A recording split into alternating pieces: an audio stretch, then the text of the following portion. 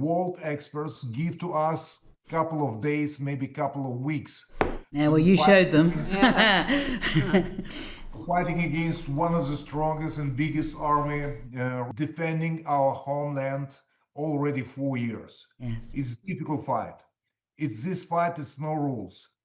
This fight, it's genocide, because I was every month, our military forces in the front line. The front line is more than 1,500 kilometers. And east of Ukraine totally destroyed the cities, destroyed the villages, destroyed a big part of our homeland. And but anyway, the main goal for Putin, Kyiv and whole Ukraine. And if I saw the everything what did Putin, I have just one explanation. Putin need property. Us Ukrainians, he don't need, and that's why right now the main goal to bring the society in depressive mood in our hometown. Everyone have to left and make him Ukraine and make him easy way. Not just to Kyiv. I want to remind in sick vision of Putin his goal to rebuild Soviet Empire. It's mean Baltic countries, it's mean Poland, Czechoslovakia, Slovakia and Czech Republic. And I spent big part of my life in Germany. I want to remind Germans in Putin's sick vision, part of Germany belonged to Russian Empire also, where Putin working years long as KGB agent. And that's why it's not just our war. It's war for values, as the principles, and for our homeland, and not just for our homeland. It's also for whole Europe, because it's also not secret Ukraine, largest country in Europe, and from stability in Ukraine depends stability in whole region. Yes. And that's why I'm sorry, I have to be in London today, but to left the city when the people need services, where it's freezing cold, where is every second Russian missiles can attack our hometown. This will be not right to be somewhere outside. It's very important for me as mayor to be present in my hometown, and that's why I want to say sorry. I will be very happy to spend time and talk to you directly without internet, offline, but I have to stay in Kyiv. Of course, of course you do. Of course you do, and I certainly remember that during the Second World War, when London was being so badly bombed, the Londoners really appreciated the fact that the royal family stayed in London and suffered in the same way that that Londoners did. And they said, how could she possibly leave London given everything that the East End was going through? It's a very hard time. Can I ask you, is there any justification for bombarding Kyiv? Are there any military targets that could be used as justification for bombing the city of 3.5 million people? Main target, every one of us. Yes. All the Ukrainians. But easiest way to make city, to put city in the blackout, no water, no electricity, no heating. We fighting to surviving. And in this critical time, thank you for everyone. But I want to say public transportation is work, hospitals is work, schools, preschools, and we show our resistance, and it's very important to be strong. Yes. And because Russians always accept strong position, they never ever pay attention to weak countries, and that's why we have to be strong, and we are time stronger together with our partners. And Great Britain, pretty long time, always support Ukraine politically, economically, defensive weapons, and we never forget you support and you help in this critical time. We very appreciate. And can I ask you one more question before I ask Sir John to follow up?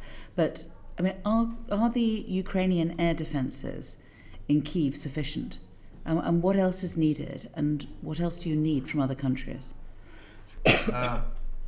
I am not expert in air defense, Yes. but anyway, the Russians sent in this year much more drones. Can you imagine? At the same time, 500 drones. At the same time, ballistic and cruise missiles. And air defense worked pretty well and almost shoot down everything, but they can't give 100% guarantee and can't give 100% protection. And that's why we have some damages. Yes. Fighting. And also air defense, very important. It's very important to be together with Ukraine politically, economically, and right now we need electric generators because we have huge deficit in the whole country. Around 70% deficit in the whole country, also in our hometown. Can you imagine? Just 2, 3, 4 hours per day with electricity. Yeah. And after that, sorry, we can't give to everyone because it's a huge deficit. Yeah. Big deficit. And yeah, it's thank you. We receive a lot of generators, but we need more. Can I go to Sir John? Thank you. Mr. Klitschko, it's very good to see you. And can I say how much we admire you and the people of Kyiv for your extraordinary resilience. About 4 weeks ago, you suggested that people who could leave Kyiv should do so. Is that still the position? How many people have left? And does it make it harder to look after and support, let's say, the very elderly who may not be able to leave if the sort of more mobile people are leaving? Believe me, for me as mayor, it's very difficult to say to people left the city. But my message exactly, if you have somewhere in the region, the Kyiv region, by friends, relatives, some people where you have basic services, heating and water, please use this chance and to have some for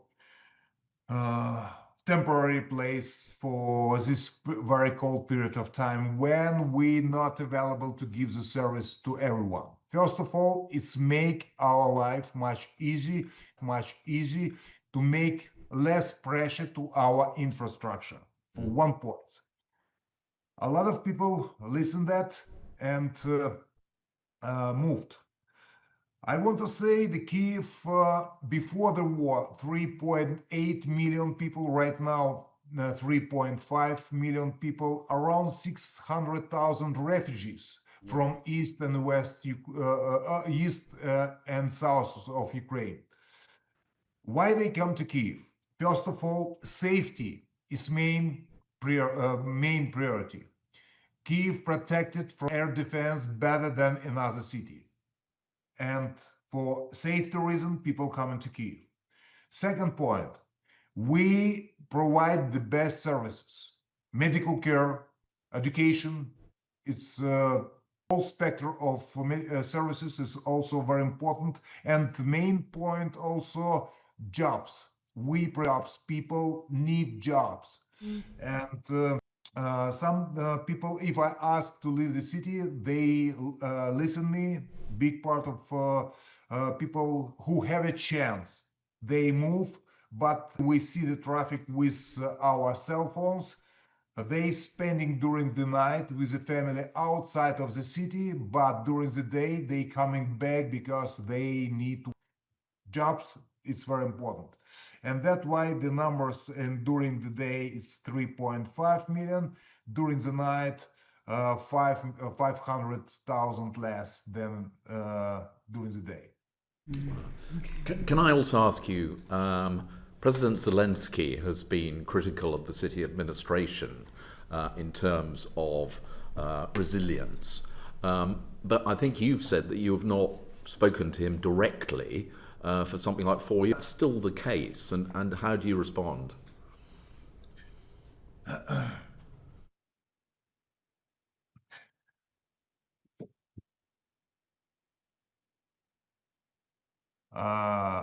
It's self-government is a base for democracy in every country, in every democratic country. And self-government was, by the way, attacked from Russians, and 55 mayors in Ukraine was kidnapped. One was killed, and I guess 5 mayors disappeared and somewhere in the prison in Russia.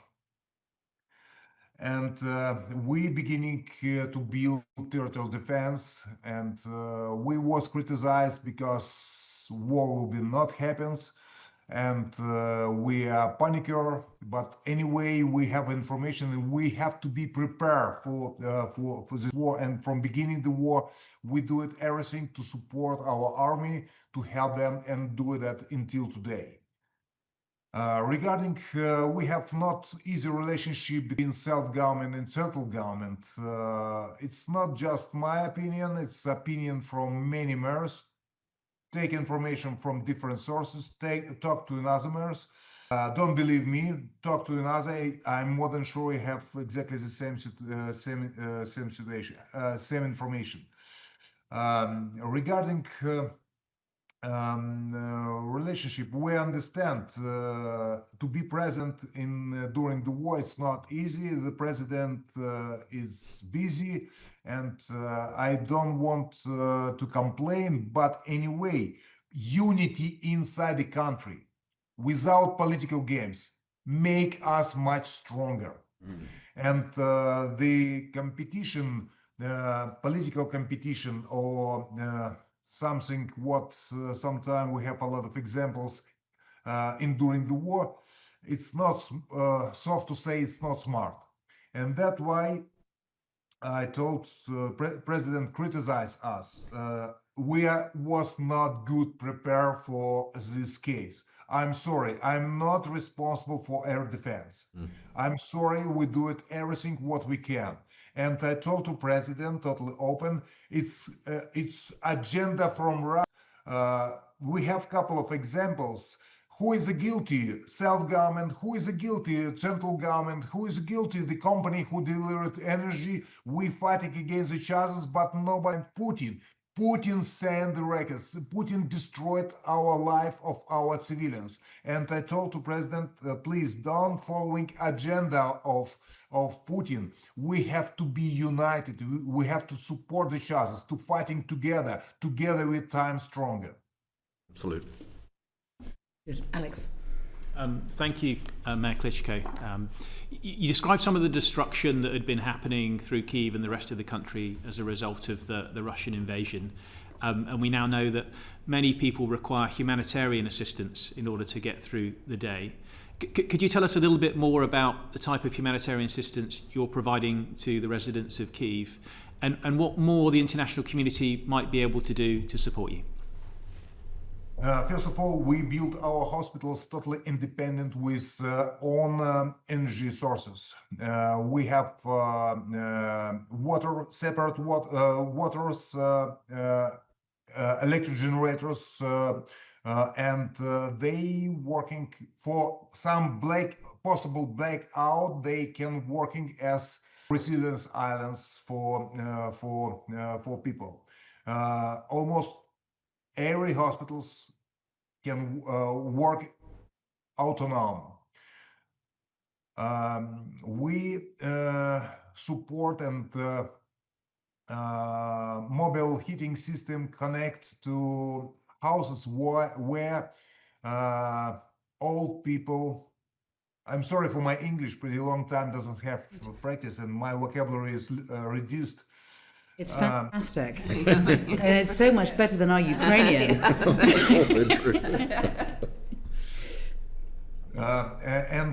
We give support for all people, the people who have problem with, and we connected with everyone. We have 20, almost 30,000 people in Kyiv. We every day in contact, give the service, medical care, food, and prepare right now the good places where people can spend this difficult time when outside is cold. In apartments it's also very cold. We evacuate people outside of the country, and they spend time there. But people don't want to move. It's always better in apartments, and we give much more as possible electricity, because they can use electrical heating, and humanitarian help, support, some warm clothes, and with the connection, and open a lot of 1,500 some places close to the house. They people can spend it during the night or during the day, receive the food, take a shower, drinks, and in every points the temperature is around 20 degrees, is pretty warm, and that's why nobody died from cold in our hometown. Nobody, we care about that. It's difficult situation. It's very difficult. It's our all municipalities, our municipal enterprises working pretty hard to support everyone. And if you could ask for one thing from the international community in terms of humanitarian aid, what would you ask for? First of all, from air defense depend. The Russians try to bring us to blackout, totally blackout. It's everything depend from air defense. First point. The second point, we asking about electric generators, powerful electric generators, what we can connect to the buildings and give to people electricity, because Russians destroyed communication from our nuclear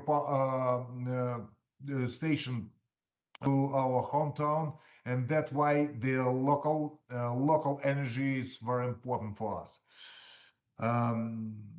Actually, we send all letters what we need to our partners and receive a lot of electric generators. It's so many electric generators right now, over 300 tons of diesel we use every day for generators is big, and right now we have to carry about every electric generators we make right now. Enterprises who actually responsible for services to every electric generators, full in services, filters, and we have to carry about everyone, and also very unusual job for us. Thank you. It's been answered. Thank Been you. answered. Phil. Thank you. Mr. Mayor, there are more than 5 million Ukrainian refugees across Europe, including the countries you mentioned in your opening remarks, Germany, Poland, Czech Republic and elsewhere. What support do you think needs to continue to be provided by European countries for refugees in those countries as we enter the full year since the full-scale invasion? Excuse me, I want to correct you. Over 10 million Ukrainians right now outside of the country. We will appreciate for everyone who support our refugees. It's very important to us. Our biggest challenge, our biggest values, not the buildings, not the bridges and roads. Our biggest values, our citizens. And it's very important to bring the citizens back to our homeland when war will be stopped. But it's a difficult challenge. Everyone coming back. Peace, point. Second point, services. And main point, job. and we also responsible for that. And main point for us and main challenge to be successful after the war. A lot of politicians talking about recovering of Ukraine, rebuild of Ukraine, Marshall Plan for Ukraine. So I guess every one of you listen that these words many times. I have a question. Some one of you read the Marshall Plan for Ukraine.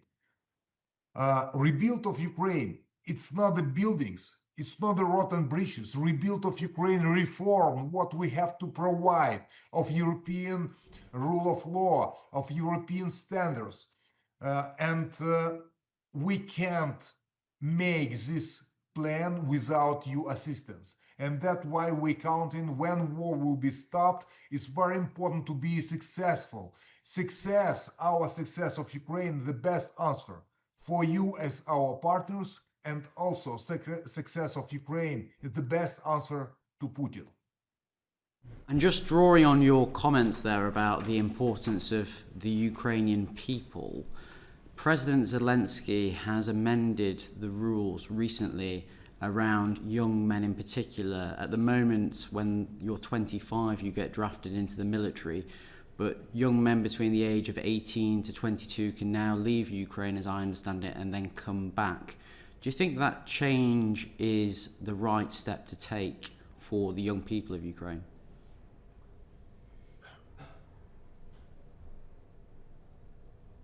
My personal opinion is it will be very difficult to bring the people back. Young people very easy integrate in society. They easily learn languages. They build the families. And for us, it will be very difficult to bring the people back to Ukraine.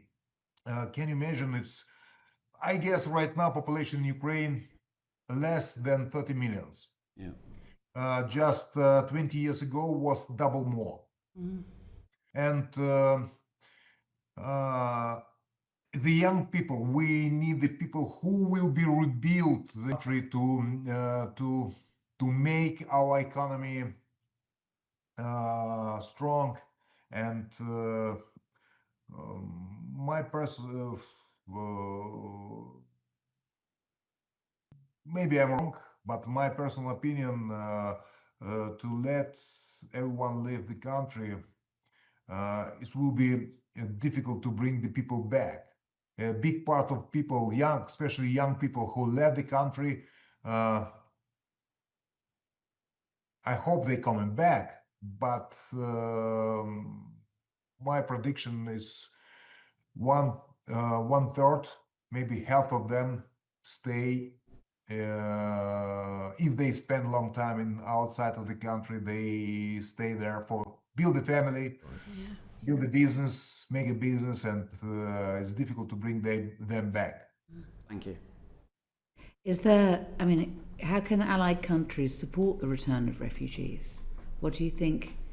Would you think that we should be supporting the return of refugees when the war ends? We need support, and we very appreciate to support refugees. But I actually a couple of days ago have a German delegation. It's a lot of refugees receive a lot of support, but a big part of refugees don't have a job. It's very important to be active and not to stay passive. Receive this support, just money and support and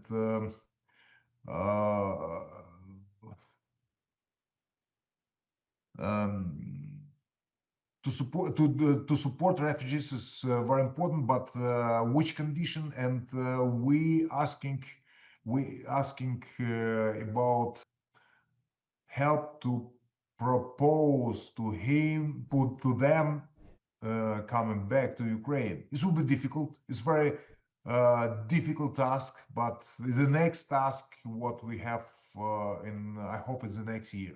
Yes, we hope so too. Richard. Thank you, Chair.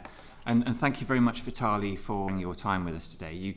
You started by saying thank you, but thanks is ours.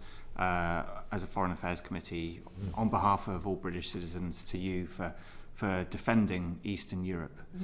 Yes. In the early days of the full-scale invasion, I'd like to take you back to those images that we saw on our TV screens, that you saw in the flesh, those images of Russian armoured columns heading for Kyiv. Could you describe those early days and how they played out from your perspective, please? I'm sorry, can you repeat the question? The early days of the full-scale invasion.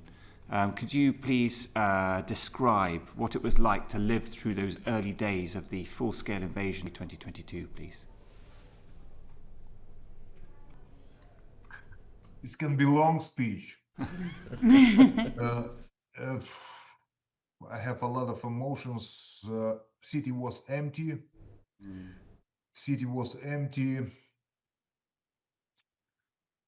It's difficult.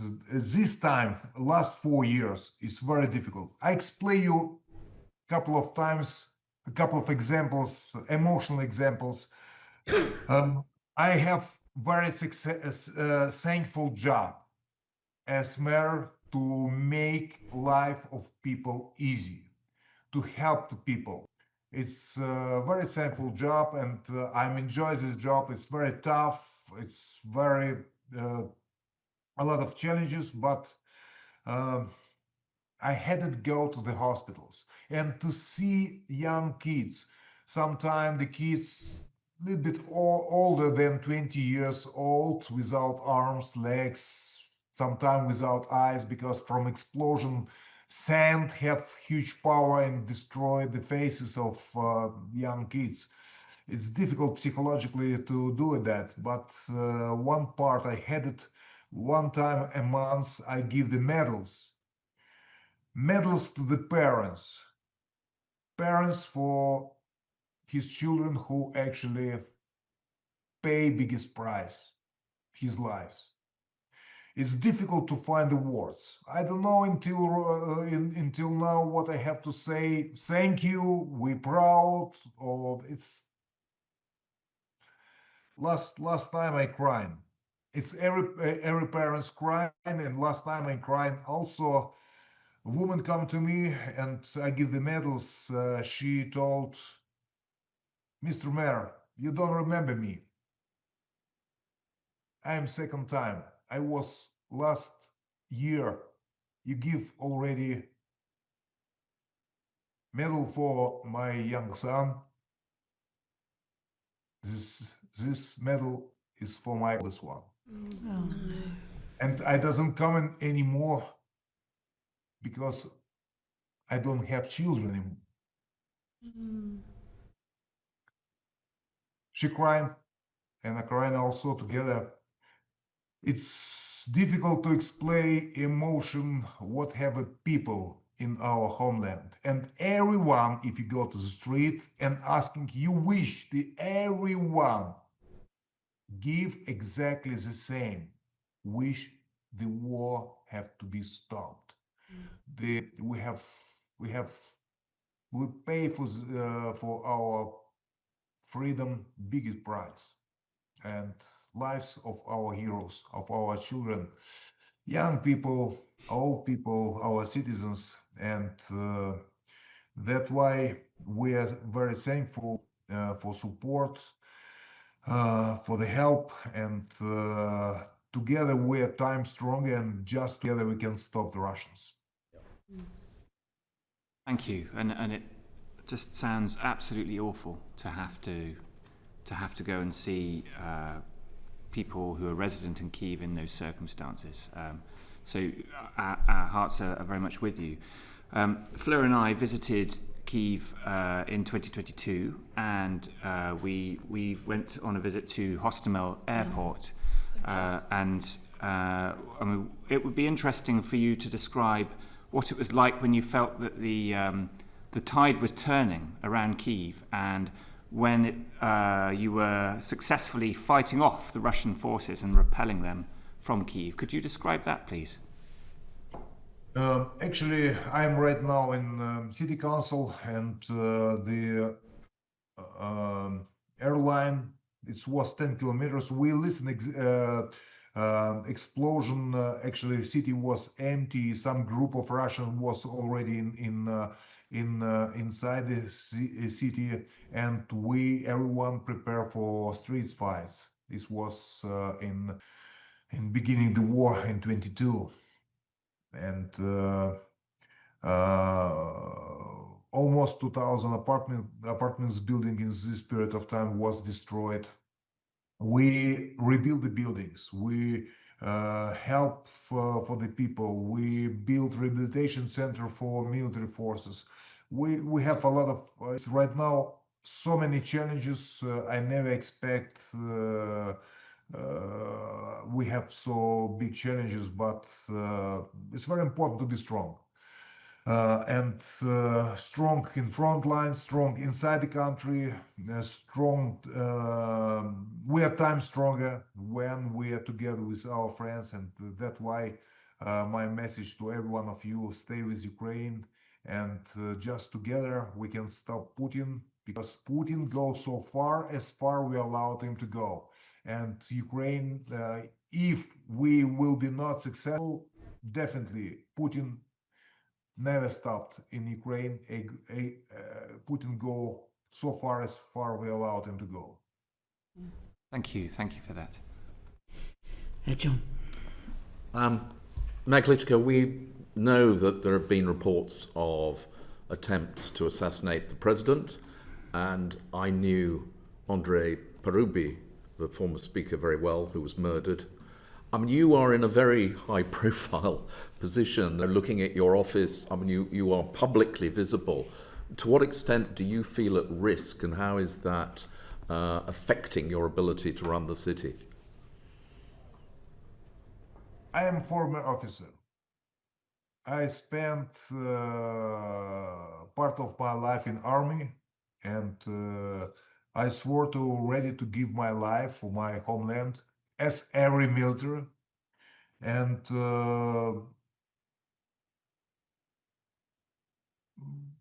yes, of course, the Russians do it a lot of things, bad things. They kill our figure as Andrei Parubi.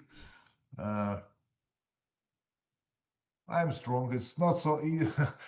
I'm not easy target, believe me. And I spent Quite a large target, if you don't mind me saying so. and I spent a lot of time in front line, and I don't think so. I don't care about myself. I care my mission to care about my citizens, and I think about that. What about me? I'm fatalist, and that's why it's. I don't think about me, and my brother, my younger brother, look in my back. Well, covering my back. Afra. Thank you. I wanted to ask you about the thousands of Ukrainian children who've been forcibly abducted by Russia. I wonder whether you could perhaps give your perspective or update about that, and where some of the small number of children who have been returned, how they are being reintegrated into Ukrainian society, and what support there is.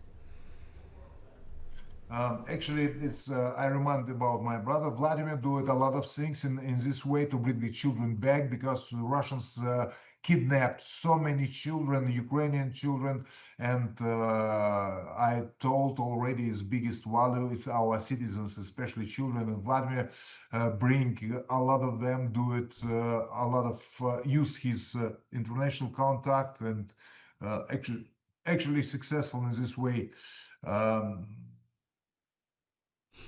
They already bring a couple of hundred. We don't make official the information about that, but he actually responsible for that. Already do it, and still do it a lot to bring the children. It's and we, as I know, we have thousands of them. They moved from Ukraine to Russia, and right now they educated with Russian narratives, with Russian narratives, and preparing them in the future fighting against Ukraine. The International Criminal Court has issued arrest warrants to Putin and also his children's commissioner, Maria Lvova-Belova. Do you think that is meaningful in any way? Do you see that being helpful, or do you feel it's just merely symbolic? I'm sorry, I'm not ready to give you a clear answer for this question because I have not so much information about that. Sorry. No, don't worry. That's totally understandable. Is there anything that you feel that we could be doing in the UK or other allies to support that's being done to try to bring these children back? Yes, of course. Yes, of course. We have to do it everything what we can. First of all, to support Ukraine. Second, to make a pressure on Russia, pressure on Putin. And yes, of course, our children is our future. And we're talking about young generation. It's without children, without our citizens, is the main values what we have. Thank you. Yeah. Thank you, Chair.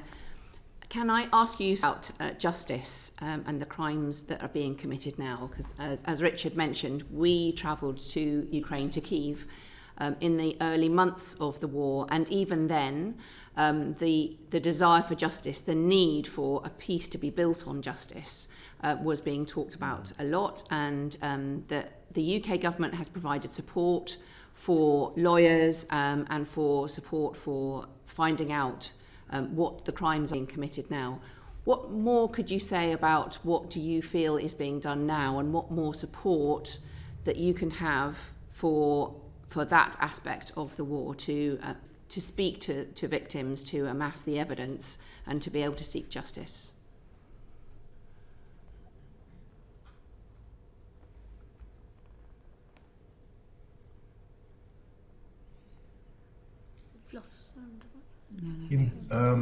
Thinking.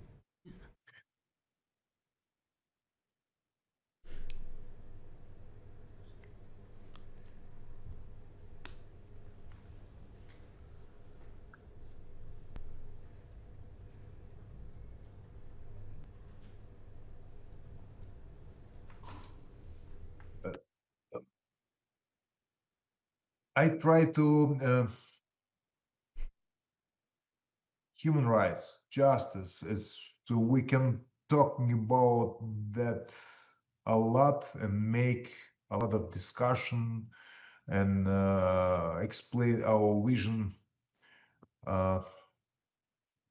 And right now, during the war, it's very unusual situation, very, very unusual in any direction. Yes, of course, we have never forget what we're fighting for. We have never forget it's a reason of this senseless war. We want to be the part of European family to build democratic country, and Putin told Ukraine was always part of Russia, and they not allowed to go to European Union, and they see Ukraine as part of Russian Empire. And but anyway, justice play in any democratic country, justice main point, and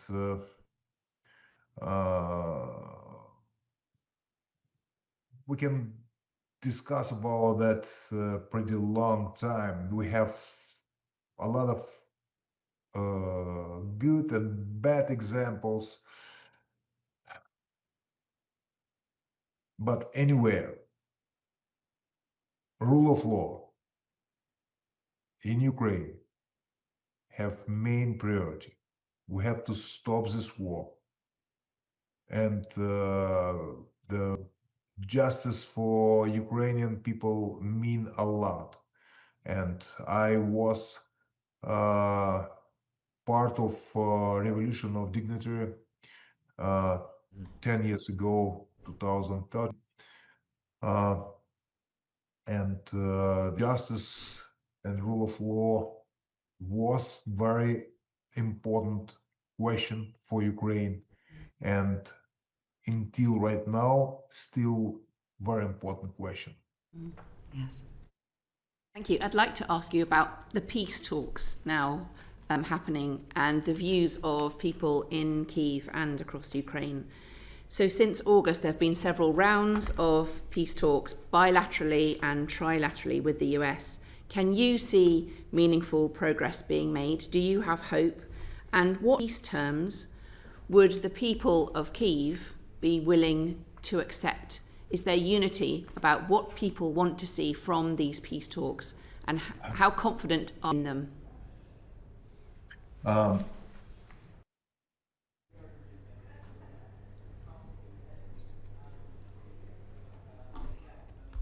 How look in the peace? First of all, I'm not involved in peace negotiation. First point. Second point, it's very important to save our national interest, our territorial integrity. It's our independency.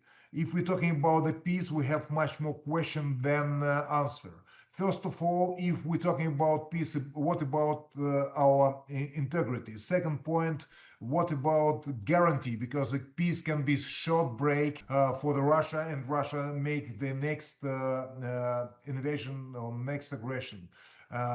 Guarantee from Russia or from our friends is very important for Ukraine, and the peace have been definitely not capitulation in front of the Russia, and we have a lot of question in how looking the peace and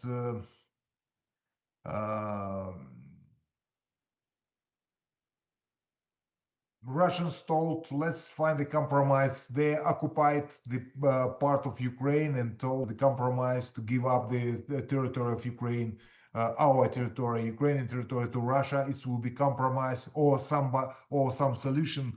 We don't think so. And about our territorial integrity, independency, guarantee.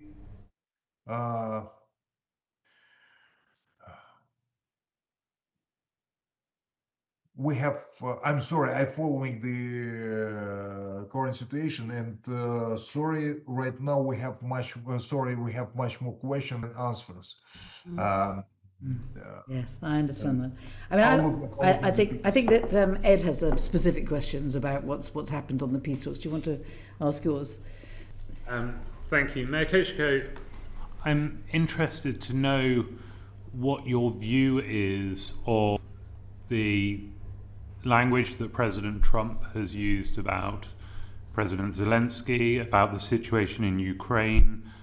I wonder if you have a view on the type of support that Ukraine is currently getting from the US.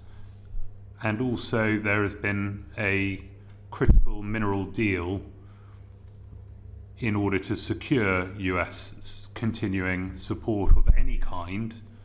Do you have a view on US support for Ukraine? US is a very important partner. We definitely have, we need US in the Ukrainian side, and it's very important to have good relationship and understanding with President Trump and with United States. But if we're talking about minerals deal, I asking what doing American soldier in Second World War in Europe? They looking in minerals. If we're talking right now about democracy, if we're talking about values, if we're talking about geopolitically,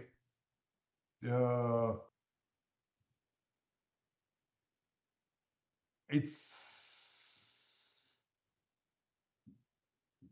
very important to save democracy in Ukraine. It's very important to make Europe strong, and it's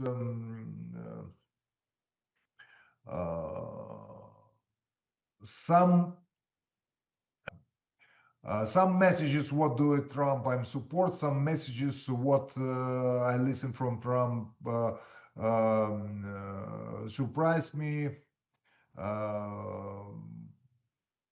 It's not easy way, but anyway, we need United States in our side, and without United States, this will be very difficult, and that's why it's critical important to personal connection, personal discussion, President Trump with President Zelensky, because from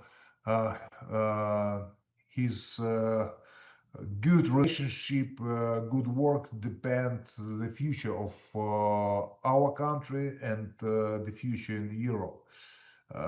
That's why I can't say more. Ladies and gentlemen, I want to tell I'm so sorry. I have a time pressure, and if you allow to me, I have to go. Great to talk to you. Great. I will be very happy to coming in springtime in much better condition to London and have discussion without offline, without internet, to talk to you, to give answer for many questions, to explain about current situation in Ukraine, and I hope in springtime we will be much closer to the peace in our homeland. It's please never underestimate your power, and you can do it a lot. And from every one of you personally depend our future. And the biggest mistake, my message to every one of you, the biggest mistake is some people thinking war far away from us. This war doesn't touch me personally. This war actually touched every Ukrainian. This war touched a lot of people in Europe, and this war can touch everyone in the world because Russia is very aggressive, Russia is dangerous, and Ukraine actually make huge mission, and we're fighting and defending not just our homeland. We're defending. Thank you. Honest to say, every one of you. We wanted to thank you as well, Dr. Klitschko, for all your time. We only have one last question, which was about the future, and perhaps it's better for us to talk about the future in the spring when you're able to come. And we do wish you all the very best. And I want to make it clear that on behalf of the British Parliament, we are completely united in our support of Ukraine. And as you approach your 4th anniversary, full-scale invasion of Ukraine, we are astounded by the resilience of the people of Ukraine and the people of Kyiv, and all the elected representatives who so well and who are such great representatives of the people and show enormous leadership. We continue to stand with Ukraine. Slava Ukraini. Thank you very much. And if we look into the future, I have a dream. Many of you know me as sportsman. Yes. Yeah. Nobody know I working years long as touristic guide in my hometown. Oh. I will be very happy in springtime, in peaceful time, to invite every one of you in one of the beautiful city in the world. And I promise you, everyone will be really surprised how beautiful city, how peaceful people living in our hometown, and I promise unforgettable emotions from visiting in our hometown. I have a dream, and let's do it. Our next meeting in our hometown in peaceful time in Kyiv. Excellent, Mr. Mayor. We'll hold you to that. Thank you. Thank you very much. Very much.